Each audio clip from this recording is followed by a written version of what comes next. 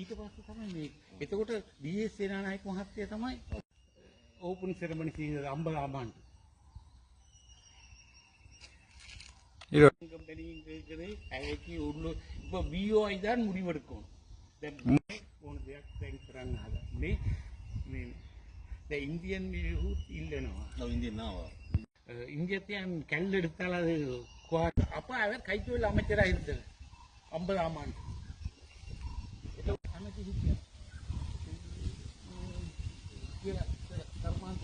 ඒ ඇමති දෙකට ඕපන් කරගෙන මාන්ත ඇමති මේක ඇවිල්ලා 50 මේ වුණ හැටියම 75 සිල්ලිව මේ මෙෂිනරි වලට අවුරුදු 25 වරක් ඊට පස්සේ ඒක සීරෝ වල ඉඳන් ඒකට අලුත් ප්ලාන්ට් එකක් ගැහුවා ස්ටේජ් කියලා මම තුන්තරයක් ගිහිල්ලා ජනාධිපති කොමිෂන් එකේ කිව්වා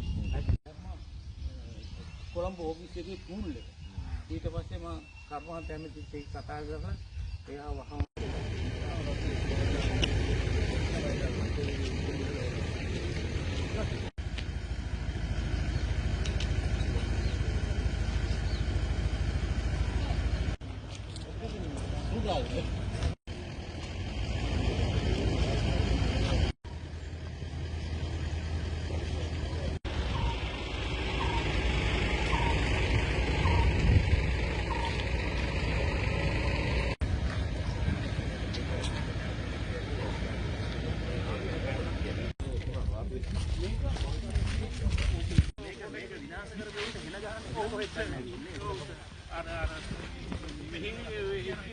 அப்போ அந்த இன்வெஸ்ட்மெண்ட்டை அப்ரூவ் பண்ண சொல்லி நான்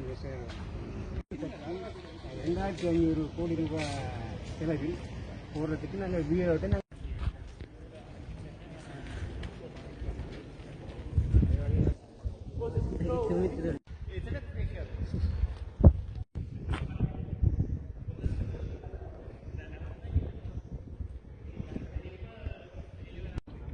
Rodeo. Based on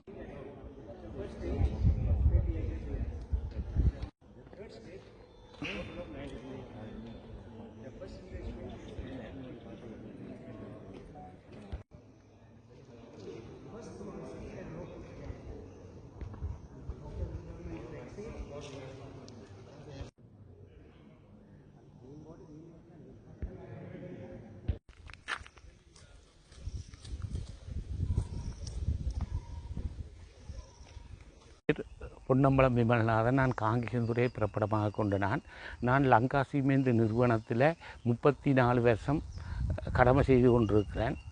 நான் பொறுப்பதிகாரியாக லங்கா சிமெண்ட் நிறுவனத்தில் கடமை புரிஞ்சு கொண்டிருந்தேன்.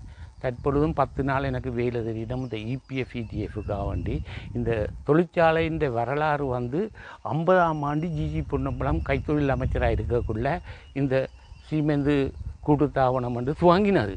அதுக்கு பிற 25 வருடம் கழிஞ்சோடனே அந்த இயந்திரங்களின் பாவனை வாரண்டி இல்லை. அதால் புதுசாக ஒன்றை துவங்க சொல்ல ஒரு ஏசியாவிலே பெருசாக ஒரு ஃபேக்ட்ரி ஒன்று 80ஆம் ஆண்டு துவங்கினது. அது 83ஆம் ஆண்டு கைத்தொழில் அமைச்சர் அப்போ இருந்த சிறில் மெத்யூ என்ற அமைச்சர் இதாண்ட இடத்துல இதை லங்கா சிமெண்ட் என்று சொல்லியும் பல அந்த ஊழியர்கள் இந்த சிமெண்ட் கோஆப்ரேஷனை தாங்கள் தொடர்ந்து இயங்கலாம், தாங்கள் இயக்கிறோம் என்று சொன்னால் போல சரி என்று சொல்லி இந்த ரெண்டும் இயங்கினது.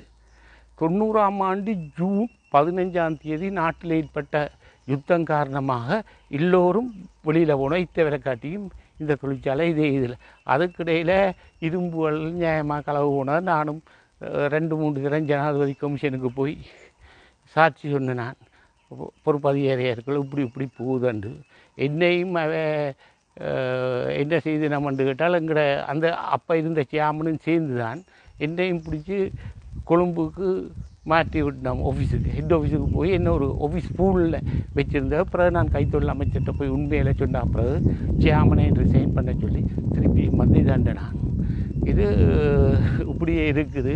இப்போ இந்த சுண்ணாம்பு கல்லை அகண்டால் கடல் சேர்ந்துடும்.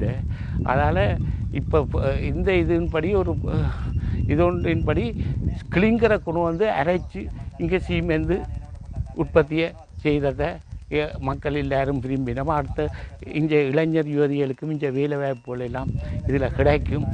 நாங்கள் வயசு நாங்களுங்கிற தேவையில் அடுத்த சமுதாயத்துக்கு ரெண்டு கேட்டோம். முதல் 90ஆம் ஆண்டு நாங்கள் சீமெந்து உற்பத்தி செய்யக்குள்ள எங்களுக்கு அதுண்ட கோஸ்ட்ன்ற அது வேல்யூ வந்து 85 ரூபா முடிஞ்சது. நாங்கள் 104 ரூபாய்க்கு ஹோல்சேலாக கொடுக்க அது 107 ரூபாய்க்கு யாழ்ப்பாணத்தில் போனது தான். இன்றைக்கு 2000 ரூபாய்க்கு அந்த சீமெந்து போகுது. இப்போ இதை வந்து தொழிற்சி வேட்டை குடிக்கணும் இல்லை, இப்போ வந்து பிஓஐ என்ற இதுக்கு குடிக்கிறோம், பேரம் குடிக்கிறோம் சிமெண்ட் கோப்பு.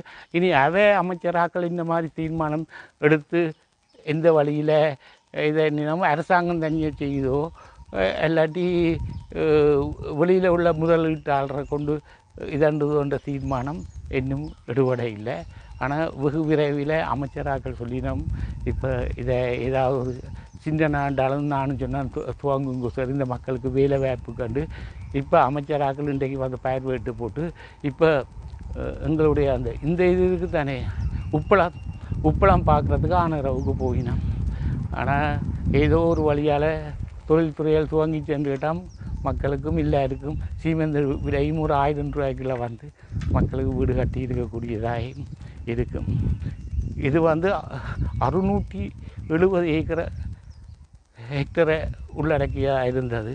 குவாரி மட்டும் 290 ஏக்கர்.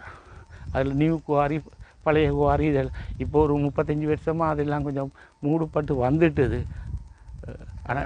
தொழில்துறை எல்லாத்துக்கும் மேலே கொடுக்க போயிடும். வேறு இதுக்கும் இல்லைன்னா அதில் ஒரு பகுதியை ஒரு 30-35 ஏக்கரை ப்ரைவேட் இதுக்கு அவ்வளோ. இப்போ இந்தியன் கம்பெனிஸும் முந்தையே வந்து சொன்னது இவ்வளோ பெரிய இடங்கள் தேவையில்லைண்டு. நியூ டெக்னாலஜிக்கு வந்து ஒரு சின்ன இடம் காணும் சிமெண்ட் உற்பத்திக்கான்னு சொல்லி இவ்வளோ பெரிய ஏரியா எல்லாம் தேவையில்லைண்டு. பாகிஸ்தானில் பாட்சிலே வந்து பேக்கிங் பிளான்ட் இது எல்லாம் இருக்குது. கன்வே பெல்ட்டால் மேலால் வந்து ஷோருக்கு வந்து இதண்டு அவ்வளோ டெக்னாலஜி வளர்ந்துட்டு நாட்டில். இது 50ஆம் ஆண்டில் இருந்த டெக்னாலஜி தான் இவ்வளோ பெரிய இடங்கள் இதெல்லாம் இன்றைக்கு தேவையில்லை என்று சொல்லி வேறு நிபுணர் மேலும் வந்து பார்த்தோடு இந்த பெரிய இடங்கள் தேவையில்லை, ஒரு 30 ஏக்கரே கூடி போச்சுதுன்னு சொல்லி அந்த இதுக்குள்ளேயே இது தொழிற்சாலையை துவங்கி அடுத்த அந்த இளம் ஆட்களுக்கு வேலை வாய்ப்பும் மக்களுக்கு குறைஞ்ச விலைக்கு சீமெந்தையும் இதண்ணி வீடு கட்ட அந்த இது வழக்கா இதண்டு கேட்டால் நல்லா இருக்குமென்றதை என்னுடைய தனிப்பட்ட அபிப்பிராயம்.